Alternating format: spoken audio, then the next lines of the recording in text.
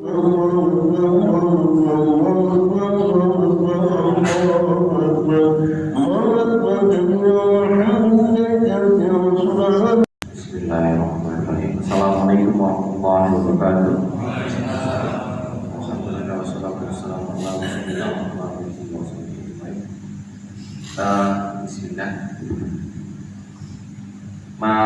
Hari ini atau subuh ini kita akan membahas yang lagi banyak, mungkin 3 bulan terakhir kasusnya, dan saya sendiri juga kena ispa. Ya, karena lagi banyak sekali, bahkan ada berita menyatakan bahwa saya nggak tahu ya, tapi dari sosmed juga belum memperhatikan dari kantor-kantor berita bahwa hemophilus influenza juga lagi merebak di Indonesia, influenza A dan B itu lagi banyak. Kemudian banyak juga di bulan lalu kalau saya di daerah kita sendiri di sekitaran kita ini Pontianak dan daerah penunjangnya atau sebaliknya juga banyak kasus pneumonia dan pneumonia pada anak-anak. Apa sih bedanya antara ispa, flu, kemudian radang tenggorokan dengan bronchopneumonia dan pneumonia? Jadi ISPA ini ada 2 definisi sebenarnya. Sebenarnya yang satu ya, cuma ada 2 pemahaman. Ada yang menganggap bahwa ISPA itu adalah infeksi saluran pernapasan akut. Tapi ada juga yang menganggap bahwa infeksi saluran pernapasan bagian atas. Nah, kalau saya secara umumnya tetap melihat itu sebagai infeksi saluran pernapasan akut. Jadi ISPA itu sebenarnya payung atau istilah umum untuk semua infeksi di saluran nafas, semua, ya, termasuk flu, termasuk radang, pneumonia, bronchopneumonia, itu sebenarnya kantongnya gitu, kayak payungnya. Jadi itu segempok itu sebenarnya maksudnya segumpalan itu atau mungkin segerombolan penyakit itu masuknya dalam ISPA. ISPA itu rata-rata biasanya berlangsung kurang dari 14 hari, gitu ya, kurang dari 14 hari. Kenapa patokannya bisa 14 hari? Mungkin kalau misalnya dulu pernah melihat iklan untuk flek paru-paru atau TBC, ya, kalau batuk lebih dari 2 minggu segera ronsen, gitu ya. Nah, itu jadi patokannya memang biasanya ada indikasi untuk ronsen kalau misalnya batuk itu udah agak lama. Nah, kalau misalnya dia memang kurang dari 14 hari, kalau misalnya memang flu itu pada dasarnya pasti seringnya ada pileknya, gitu ya, ada pileknya. Tapi dalam bahasa umum kita, maksudnya di bahasa sehari-hari kita di tengah-tengah masyarakat, flu itu dianggap cuma pilek doang. Ada juga, ya itu tidak ada masalah, itu cuma pemahaman saja. Tapi sebenarnya yang flu itu ya bisa juga dia diikuti radang, demam, kayak gitu. Ada pileknya, ada batuknya, kayak gitu, pegel-pegelnya, gitu. Itu juga ada. Jadi flu itu sebenarnya satu penyakit sendiri, jadi bukan cuma pilek doang, enggak. Tapi ya jadi masalahnya cuma meluruskan. Sedangkan kalau misalnya radang itu dalam bahasa medisnya faringitis. Faring itu sebenarnya bagian atas awal dari tenggorokan. Itis itu artinya lah radang. Itis itu radang. Dan bisa sebagai infeksi, bisa juga cuma karena kontaminasi mungkin udara. Misalnya kita banyak ketemu debu, ketemu asap, kayak gitu ya. Lalu kok tenggorokan tiba-tiba udah enak, ya, kayak gitu. Malam minum es pagi siang sore malam, pagi siang sore malam, misalnya gitu ya. Anak-anak gitu ya, es terus misalnya gitu ya. Jadi itulah paling itu, sampai suara serak kadang-kadang. Nah, kalau suara serak itu berarti udah pita suara udah kena radangnya juga. Karena batas pita suara itu di jantung kita itu kan pita suara itu berarti posisinya kurang lebih di situ. Kemudian bisa dengan atau tanpa pembengkakan kelenjar. Nah, soal kelenjar ini banyak yang mungkin ibu-ibu bapak-bapak yang kadang-kadang, loh ini kelenjar dong, kelenjar ini biji kelenjar itu gimana dong? Biasanya suka takut berlebihan. Padahal kelenjar itu memang ada di setiap manusia, baik dia anak-anak maupun orang dewasa pasti ada kelenjar. Cuma biasanya kelenjar itu membesar kalau ada tanda infeksi, itu paling sering. Mungkin 90% kasus kayak gitu. Misalnya saya kasih contoh, nggak usah lagi ispalan, nggak usah lagi faring atau apalah misalnya ya. Sakit gigi aja kelenjar bisa muncul. Sakit gigi doang. Kemudian bisa jerawatan aja kelenjar bisa muncul di leher. Jadi bisa saja kalau kelenjar. Nah kemudian untuk yang lebih jauh ke bronchopneumonia dan pneumonia. Ini sekarang banyak biasanya di depan praktek saya sendiri juga datang udah ibu-ibunya udah ngerti, terutama ibu-ibunya. Tuh takut dong anak saya kena pneumonia. Sebenarnya kalau soal menegakkan pneumonia atau bronchopneumonia itu biasanya seorang dokter harus melihat dari gejala dengan penunjang. Contoh laboratorium dan rongsan misalnya. Tapi kalau kita di luar gimana dong? Gimana bedanya? Nah ini sebenarnya saya pernah menyampaikan jauh-jauh hari dulu. Biasanya kalau sudah bronchopneumonia apalagi pneumonia, biasanya akan timbul sesak. Nah, definisi atau pengertian dari sesak ini kadang-kadang kalau di tengah-tengah masyarakat suka masih bingung sesak ini kayak gimana sih? Misalnya saya kasih contoh yang kadang-kadang suka agak melengseng ya, melenceng. Remaja misalnya, remaja dok sesak tuh di sininya kalau menarik napas dalam rasanya nyangkut di sini itu biasanya cuma memar. Padahal nafas masih biasa aja gitu, bayang. Sampai saat itu enggak harus apa ya? Kalau sesak itu enggak harus ngik juga enggak harus ngik. Ada yang nganggap bahwa sesak itu ngik, tapi kadang-kadang dokter juga harus nanya, dok ngik enggak gitu misalnya. Jadi enggak harus ngik sesak itu.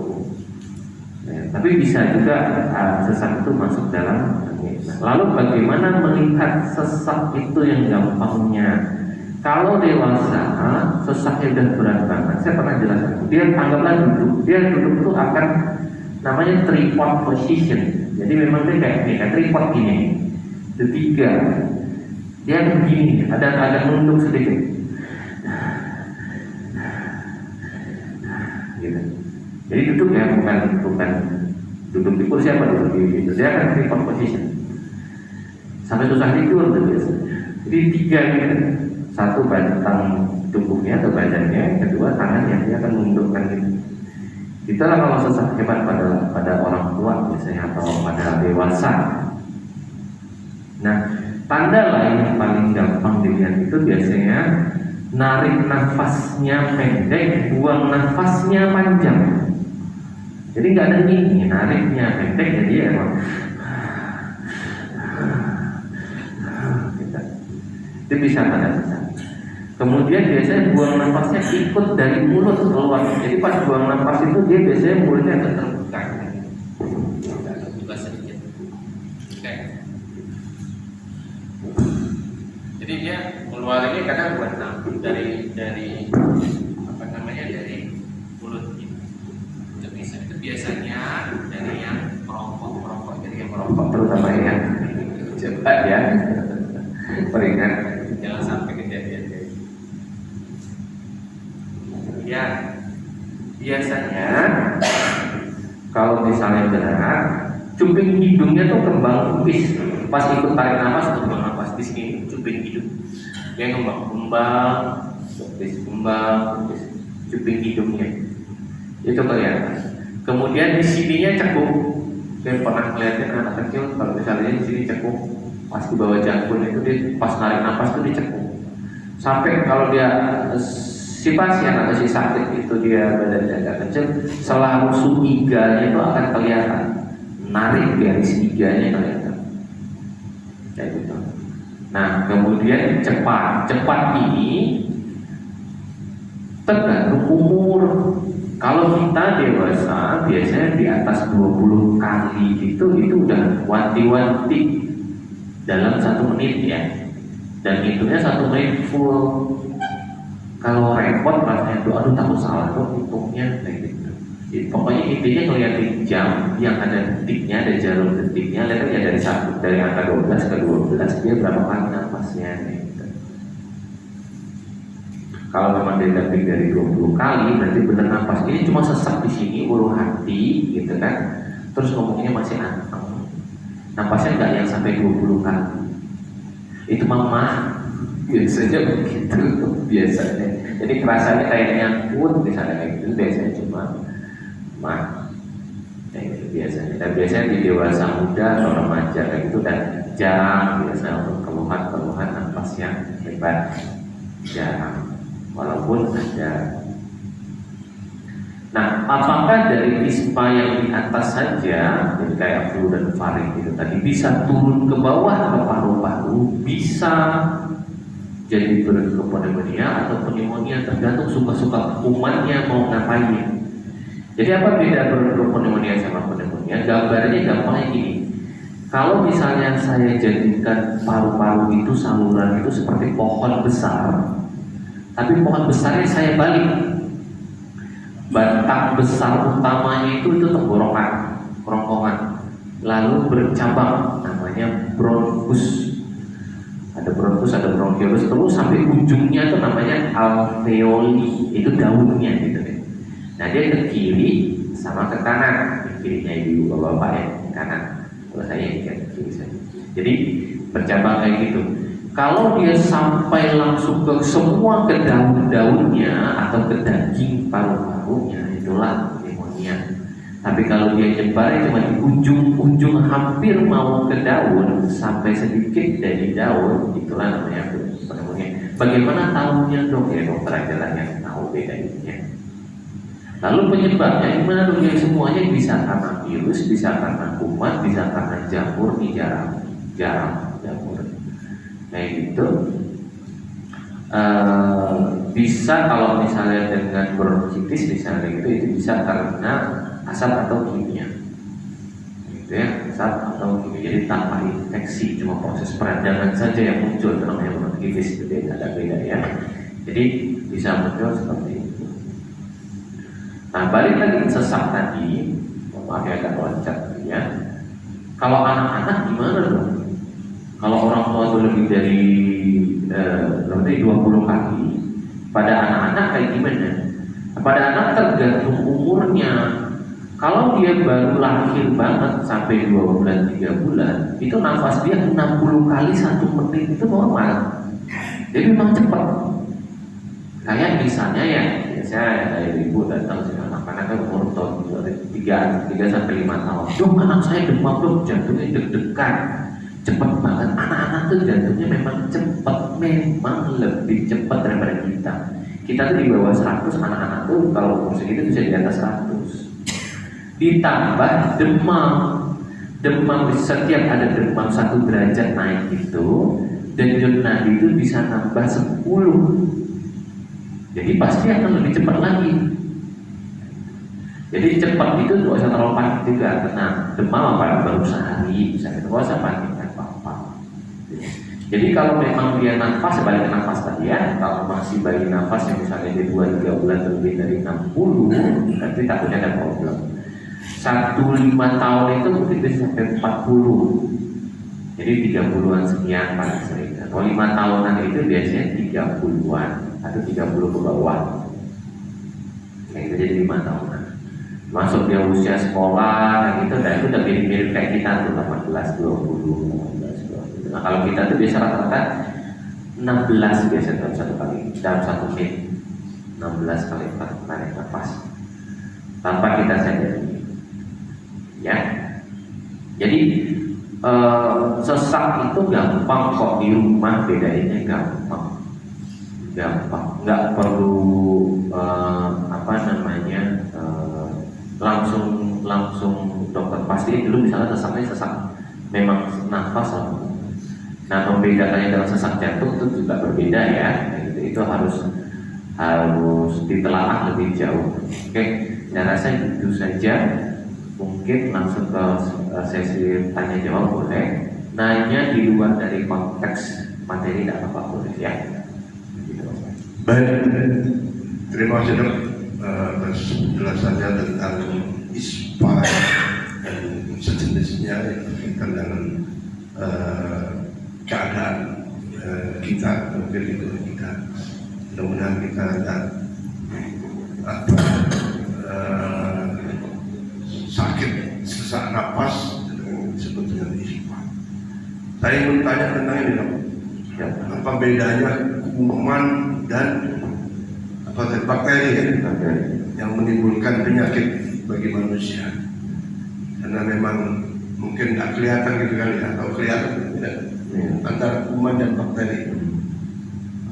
Jadi sebenarnya kuman itu adalah bahasa umum dari semua mikroorganisme. Bahasanya mungkin lebih juga. Jadi bahasa umumnya saja, kuman itu bahasa umum. Sedangkan bakteri itu khusus bentuk dari mikroorganisme yang berbentuk sel. Strukturnya tuh berbeda. Ada sel kayak gimana cara supaya ya. Ibaratnya strukturnya berbeda, strukturnya berbeda. Jadi antara misalnya virus, kuman itu strukturnya berbeda. Kalau kuman itu strukturnya dia ada inti sel, ada mitokondria, bisa ada dinding sel. Sedangkan kalau misalnya virus itu dia ada dinding, oke ada, tapi dia tidak ada inti dan dia tidak bisa bergerak sendiri. Kalau kuman bahkan bisa ada yang bergerak sendiri, ada yang bisa bergerak sendiri. Kemudian kalau virus itu dia punya namanya reseptor kayak antenanya itu untuk bisa nempel ke sel kita, sel tubuh kita. Kalau dia bisa saluran nafas, bisa saluran cerna, misalnya dia ada kecocokan dari antenanya itu tuh untuk bisa nempel ke sel kita. Jadi kalau bahasa kuman sebenarnya bahasa dalam mungkin bahasa Inggris itu dia germ itu jadi kayak mikroorganisme secara umum sebenarnya. Jadi lebih tepatnya sebenarnya mungkin bakteri.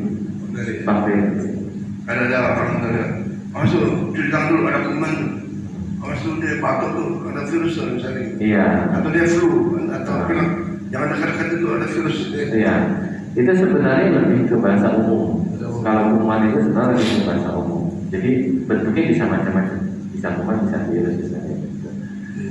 Dan bentukan sakit itu bisa juga karena jamur misalnya. Bahkan ada satu lagi namanya amuba misalnya. Kayak gitu. Nah, amuba itu juga ada yang bisa menyebabkan penyakit kan. Gitu. Kalau bentuk lain parasit, misalnya parasit itu cacing masuk ke tubuh kita jadi penyakit kan. Karena itu juga bentukan dari penyebab dari penyakit kalau kayak gitu. Yang kedua, sekarang sedang ramai makan menimbulkan keracunan. Baik. Nah, makanan yang bisa membuat menjadi racun dan orang keracunan itu kira-kira baik. Kayak gitu. Jadi ini topiknya agak sensitif. Jadi kayak gini. Paling sering kalau dari yang dulu saya pelajari, makanan yang biasa menyebabkan keracunan itu biasanya justru makanan di kaleng. Jadi memang ada biasanya kita beli makanan kaleng, kalengan gitu ya. Kaleng itu agak gelembung gitu. Itu udah pasti curiga itu pasti bakal ada kuman di dalamnya. Iya, ada kuman dalam. Seringnya bakteri, korinde bakteri. Paling sering itu kalau kena ampun deh, waduh jangan sampai intinya kayak gitu. Itu paling sering. Nah, dengan kondisi berita seperti sekarang dan gitu, apakah itu bisa bukan dari makanan kaleng? Bisa saja.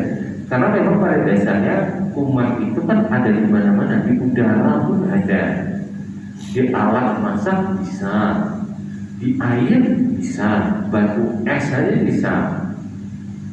Bisa aja dibantu es gitu kan. Kemudian apalagi tangan kita bisa kayak gitu. Makanannya bersih tapi tangannya tidak bersih. misalnya serumah gitu kan, terus kok sendirian mencret, makannya sama serumah. Ada nggak serumah ini pada jajan di luar, misalnya makan apa gitu, di somai beli bakso, nggak ada. Kamu makan cuci tangan nggak? Itu paling gampang. Nah, bentuk dari keracunan makanan itu bukan berarti racun. Itu yang mungkin yang salah paham. Bukan berarti racun. Tidak. Kuman pun kalau misalnya namanya keracunan makanan, kuman pun kalau misalnya masuk kayak tadi makanan kaleng, ya, pun disebut ya, dalam medis itu sebagai keracunan makanan juga. Jadi memang penyebabnya makanan, pengantarnya makanan, penyebabnya bisa kuman, bisa racun. Yang kalau diracun ya sudah beneran gitu ya, tidak beneran. Tapi apakah keracunan makanan itu pasti racun? Tidak, kuman pun bisa. Ya gitu. Dan memang harus dilihat prosesnya. Jadi kayak kalau kita melihat alur produksi mobil, misalnya gitu, alur produksi mobil itu alur produksinya kan mungkin datang besi, langsung dicetak jadi bodi kan? Nah, belum tentu. Tapi datangnya siapa yang nganter alur besi siapa? Yang baut siapa? Yang kabel siapa? Yang ban siapa? Yang ini apa? Yang siapa? Itu datang. Begitu nyampe, nyimpennya di mana itu mobil-mobil sekarang? Begitu misalnya dia udah kemudian nyampe dan disimpan, masuk ke jalur produksi kan?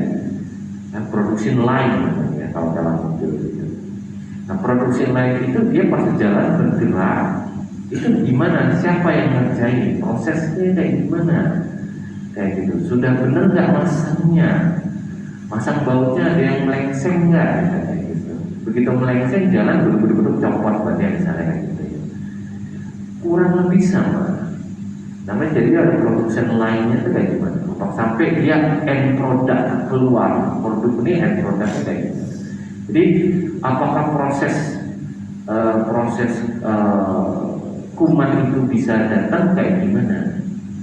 Tepat waktu nggak produksi lainnya nih? Oh, targetnya selesai dalam 2 jam, misalnya gitu. Satu kali production line. Jadi seperti itu. Intinya adalah bisa saja karena kuman, bisa saja karena racun beneran, habis-habisnya ada yang racunin gitu ya, kayak gitu. Bisa saja karena yang lain, seperti kayak gitu. Ya, baik Pak, terima kasih. Satu lagi nih, kadang-kadang orang tua itu mengandung kebenaran. Ya, contoh misalnya tadi, kalau lagi masak batuk, dia ditutup mulutnya. Kalau lagi masak terus flu pilek gitu, terus bersin, ya, jangan di depan makanan gitu. Itu juga betul kan? Iya.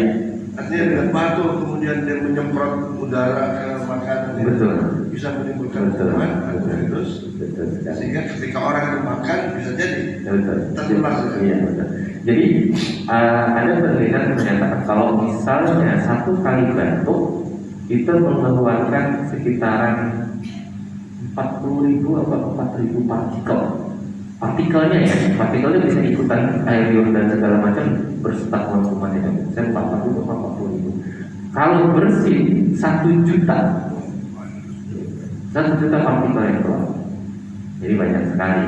Jadi kalau haji di depan makanan misalnya gitu ya. Jadi makanya kalau ngeliatin video-video kuliner sekarang itu biasanya tukang masak itu udah pakai masker benih gitu ya. Nah, gitu. Jadi memang itu sama, ngomong aja tuh nggak boleh harusnya. Ngomong saja itu partikel bisa ada yang keluar, tapi tidak sebanyak kalau misalnya tempat bersih.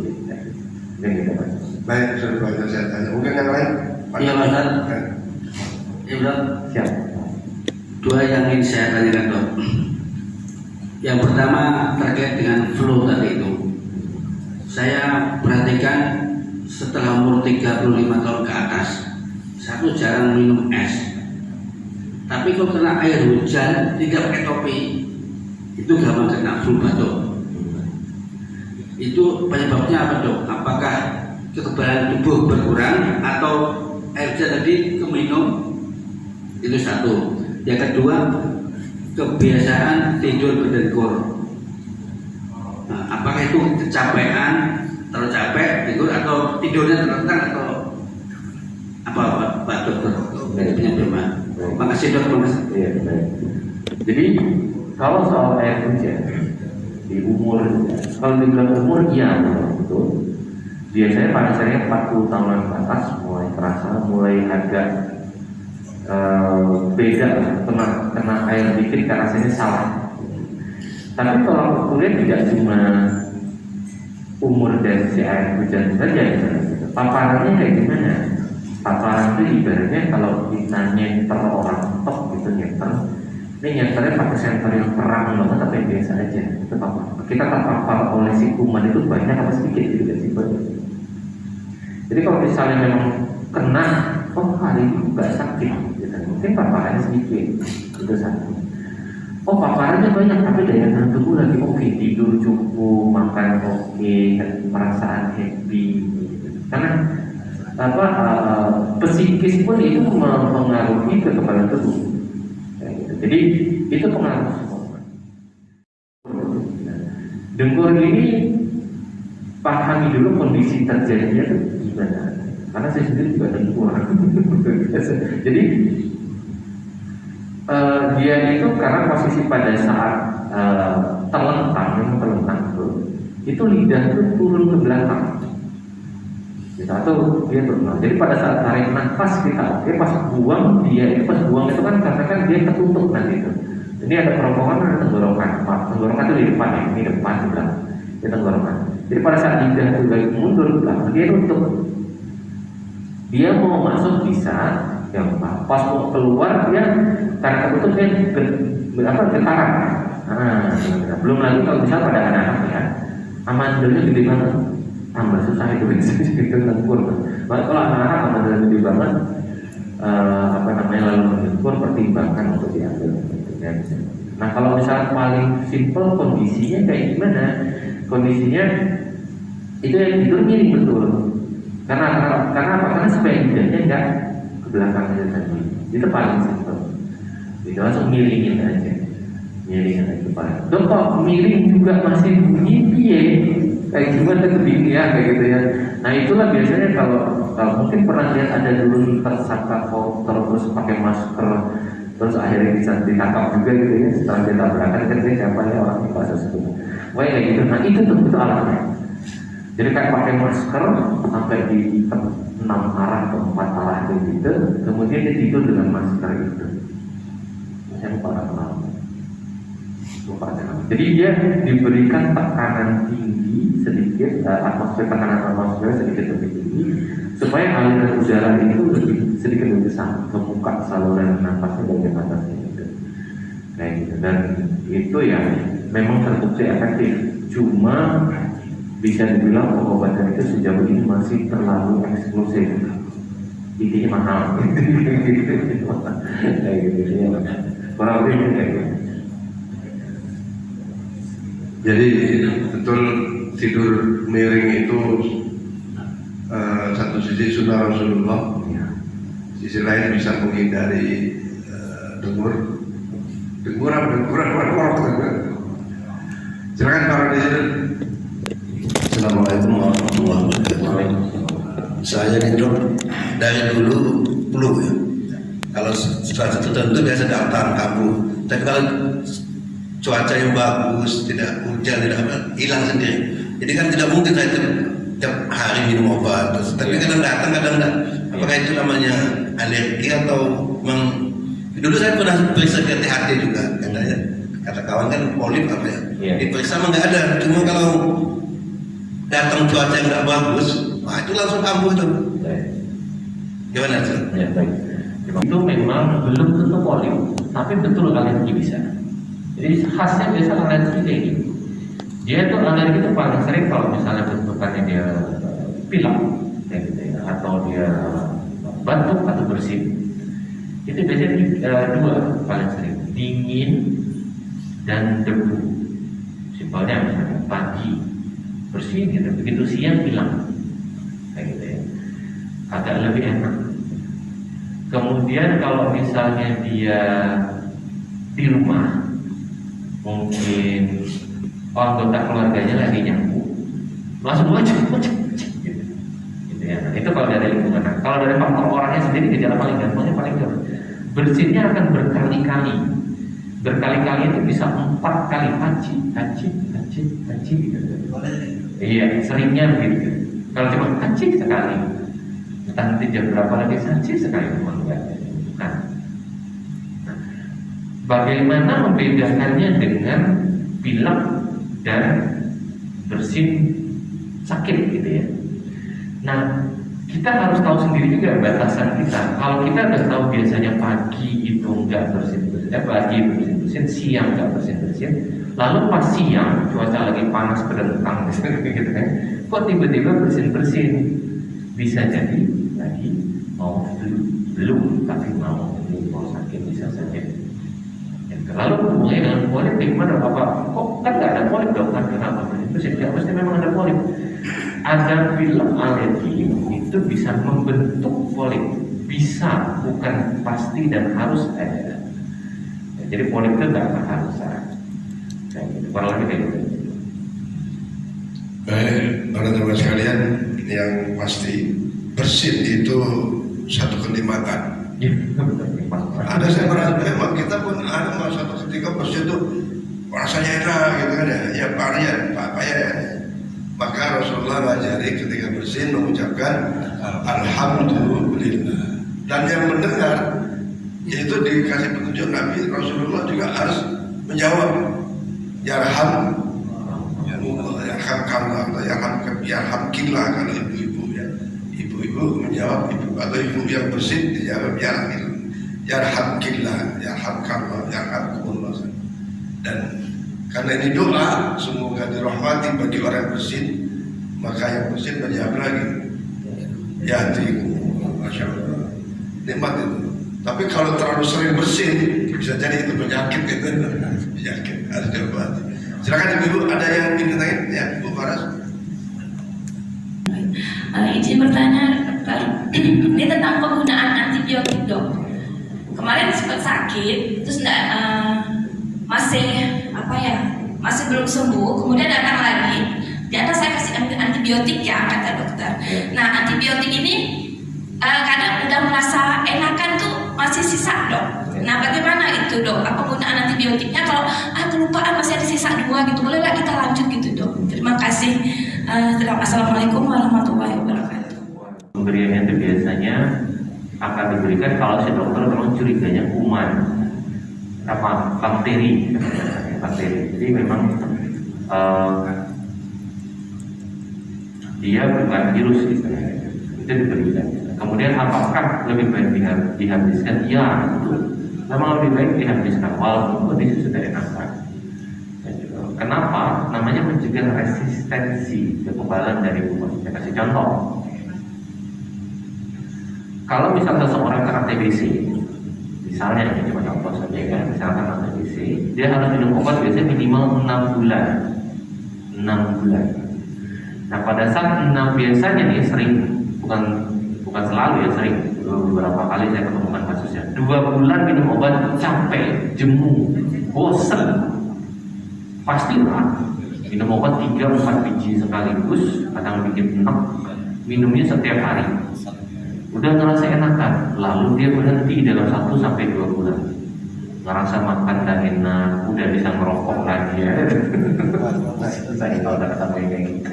Kemudian, nah begitu dia berhenti, ya gitu, itu si kuman sebenarnya masih ada di paru-parunya. Lalu si kuman itu membentuk tameng, simpelnya gitu aja. Tameng terhadap si antibiotik. Jadi begitu dia memberat lagi kondisinya, di foto ronsen makin penuh fleknya, mau dikasih antibiotik yang itu lagi gak mempan. Itu resistensi. Karena si kumannya ngebentuk pertahanan terhadap antibiotik. Nah makanya diberikan antibiotik itu boleh sampai beberapa hari. Itu memang sebenarnya ada guidelines-nya, ada petunjuk penggunaannya, ada petunjuk tata laksananya. Mungkin kurang lebih kayak gitu. Gimana kalau obat demam batuk pileknya, mencretnya, obat pegelingnya, vitaminnya, nggak apa-apa, nggak direvisi, nggak apa-apa. Tapi kalau antibiotik memang lebih baik habiskan saja. Kayak gitu. Iya. Oke. Cuman pengaruhnya itu begitu sudah enak antibiotik nggak dihabisin, padahal ditusuk petunjuknya harus dihabiskan. Saya pun kemarin begitu berobat harus dihabiskan Pak, harus. Ini kan 4 hari itu, 1 hari 3 kali ya. Begitu minum 2, udah nyaman, udah ditaruh lagi nggak diminum sampai sekarang. Padahal itu yang paling mahal loh dia. Padahal saya tanya daftar gambar. Ini di antara sejajaran obat itu kalau penyakit infeksi yang paling mahal yang mana? Kita memang begitu, kadang-kadang berobat aja malas gitu ya. Silakan, mungkin juga ada yang lain, kayak masakan atau apa gitu. Apa tadi? Kadang kan ada istilahnya yang disebut PPOK. Nah, PPOK itu apakah merupakan penyakit yang berbahaya ataukah penyakit degeneratif untuk usia tua? Kadang-kadang kan menerangnya pada usia tua. Apakah itu penyakit ataukah memang tidak bisa dihindari bahwa bakal kita PPOK? Terus satu lagi, untuk pada umumnya usia tua itu kadang gampang mengantuk. Nah, apakah itu merupakan suatu penyakit atau sebuah penurunan fungsi paru? Terima kasih. Ada masih muda tuh. Terutama untuk yang PPOK. Jadi PPOK itu penyakit paru obstruktif kronis. Ada obstruktifnya, ada kronisnya. Jadi obstruktif itu apa? Ada obstrak, berarti kan dia mulai tersumbat. Pada dasarnya dia kondisi tidak benar-benar tersumbat. Jadi proses biasanya di dalam obstruktifnya itu adalah saluran nafas yang kayak tadi saya bilang, kalau misalnya paru-paru itu ada batang pohon yang dibalik, ya gitu. Kemudian ada cabang-cabang ini jadi kaku, kemudian dia kadang-kadang kalau lagi kambuh dia meradangnya, dinding kulitnya atau mukosanya namanya, kayak gitu, dia akan menebal, kemudian jadinya seperti mengecil, seperti mampet, seperti obstrak itu tadi. Nah, apakah pasti terjadi pada orang tua? Tidak. Kebanyakan terjadi pada orang siapa yang merokok atau mungkin dulu bekerja banyak kena paparan asap atau bahan kimia, ya, gitu. Atau misalnya bisa juga kayak silikosis, debu semen itu bahaya banget sebenarnya. Iya, debu semen itu bahaya banget karena itu tidak, atau debu asbes. Makanya kata asbes itu tidak boleh dipakai lagi. Itu bisa menyebabkan sampai merusak ke permukaan kulit dari saluran paru-paru, namanya mukosa paru-paru. Ya, gitu. Jadi apakah pasti terjadi? Tentunya tidak. Gitu. Siapa yang lebih sering terjadi seperti yang saya sampaikan tadi. Kemudian kalau ngantuk, apakah ngantuk seiring bertambahnya usia itu segala macam? Biasanya lebih pengaruh ke aktivitasnya. Ada latar belakang penyakit lain ya? Kalau memang tidak ada latar belakang penyakit lain, misalnya guna ya diabetes, karena diabetes itu juga biasa bikin bawaannya lemas dan ngantuk. Kemudian kalau misalnya memang tidak ada riwayat itu, berarti lebih ke aktivitas sehari-harinya kayak gimana? Biasanya gini, kita coba diingat-ingat ya, waktu masih SMP, kerjaannya kalau misalnya disuruh tidur siang sama ibu kita pasti nggak mau, pokoknya lari ngalor ngidul kemana hilang gitu, main lah masuk sawah lah, gimana lah, menggajar melayang lah, kayak gitu kan ya, main bola lah, segala. Nah begitu kita nambah usia, aktivitas kita tuh biasanya lebih banyak kerja sambil duduk doang, itu yang bikin beda. Nah, jadi metabolismenya beda. Metabolisme kita akan sedikit lebih lambat. Efeknya gimana? Ngantuk bisa aja, bisa. Jadi lihat dulu apakah memang ada latar belakang penyakit atau tidak. Apakah tidak ada latar belakang penyakit, lebih ke pengaruh ke aktivitas atau gaya hidup lah mungkin ya, gitu ya. Mungkin kayak gitu. Nah, saya kira cukup jelas penjelasan beliau, dan tentu saja apa yang beliau sampaikan, pertanyaan-pertanyaan yang dijawab mudah-mudahan bermanfaat bagi kita sekalian untuk menghindari badan kita sakit, bukan cuma kita, mungkin keluarga kita, saja insya Allah ikhtiar mencegah penyakit itu kita selalu dalam keadaan sehat walafiat, dan akan lebih afdal lagi ketika kita mau berwirid dengan zikrullah, dengan niat sedekah kepada anggota tubuh kita supaya sehat. Insya Allah dengan sehat ibadahnya pun jadi sempurna, jadi nyaman. Mari kita tutup dulu. Mudah-mudahan kita selalu diberikan kesehatan oleh Allah Subhanahu wa Ta'ala, panjang umur sehingga dapat menambah bekal-bekal kita menghadapnya, dan tentu saja banyak hal yang manfaat yang kita lakukan. Al-Fatihah.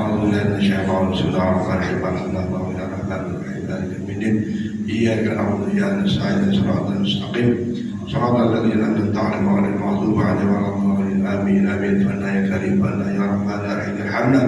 Allahumma bihaqqil Fatihah syadil Fatihah bijahil Fatihah wa bi karamatil Fatihah wa bi nuril Fatihah wa bi mu'jizatil Fatihah wa bi syafaatil Fatihah. Ya Faridam ya Kasmalam ya Mujibal abadan muqtarin rahmatan dunya wal akhirah wa rahimahum wa anta tarhamuna farhamna bi rahmatin tughnina bi rahmatil aswad. Allahumma salli ala sayyidina Muhammad tibil qulub. Allahumma salli ala sayyidina Muhammad tibil qulub. Allahumma salli ala sayyidina Muhammad tibil qulub wa dawaiha wa afiyatil abdan wa afiyatil abdan وعافية العبد وشفائها ونور الأبصار وغذائها وطر الأركان وغذائها وعلى آله وصحبه وسلم. ربنا آتنا في الدنيا حسنة في الآخرة حسنة وقنا عذاب النار. صلى الله وسلم على محمد وعلى آله وصحبه وسلم. على ربك رب العزة عما يصفون وسلام على المرسلين الحمد لله. Terima kasih banyak Pak Dokter dan manfaat. Assalamualaikum warahmatullahi wabarakatuh. Sallallahu ala Muhammad sallallahu alaihi wasallam. Sallallahu ala Muhammad sallallahu alaihi wasallam. Sallallahu ala Muhammad sallallahu alaihi wasallam. Sallallahu itu paling panas